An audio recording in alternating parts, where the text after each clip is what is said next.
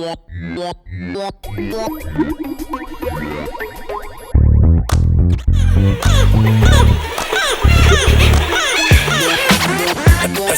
in these dense colonies provides the social stimulation that is the key to coordinating their breeding. Tonight's documentary presentation will explore the short-term mating behavior of one of the most remarkable creatures in all creation, the Homo sapien. Homo sapiens, also known as humans, generally mate in pairs, creating the illusion of a monogamous constitution, but the truth is slightly more elusive.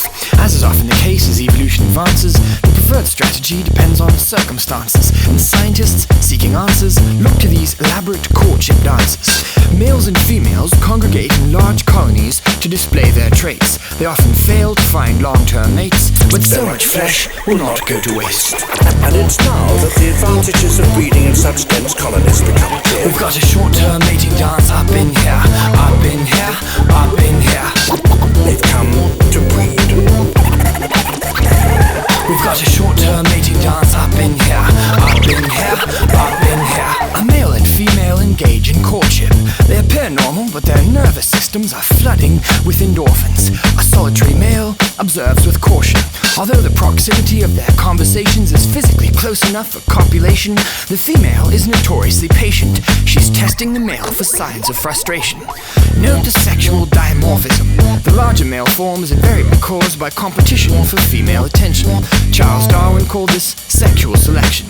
But the females also compete for male parental investment. For this species, like no other, has a grotesquely prolonged adolescence.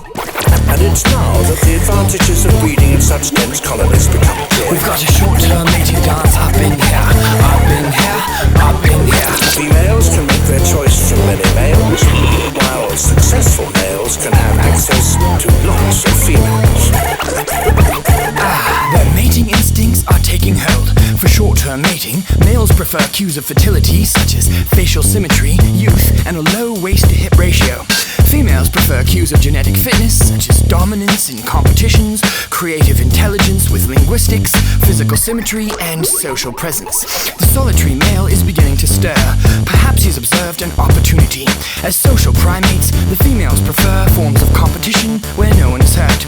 Rhythmic movements display the male symmetry or lack thereof. The female ability to appraise males genetically based on their movements reveals an uncanny sensitivity. The solitary male is attempting to lure one of the females, but he seems rather unsure of where to focus his attention, so his prospects appear to be poor. In the two courting pairs, note the correlation between the male and the female hair. Long hair, especially when dreaded, is often decidedly unhygienic. Hence, in such conspicuous displays, it serves as a costly signal of conscientiousness. And of course, the ponytail, which signals a high-investing, non-alpha male. The solitary male is unsuccessful and retreats, perhaps to the restroom. However, further opportunities await, especially if he displays on a stage. Studies of human mating preference reveal a measurable relaxing of standards as the night goes on, which scientists refer to as the closing time phenomenon. The scientific study of Homo sapiens is relatively recent, so we can only speculate on the reasons for much of their extraordinary behavior. And it's now that the advantages of breeding in such dense colonies become clear. We've got a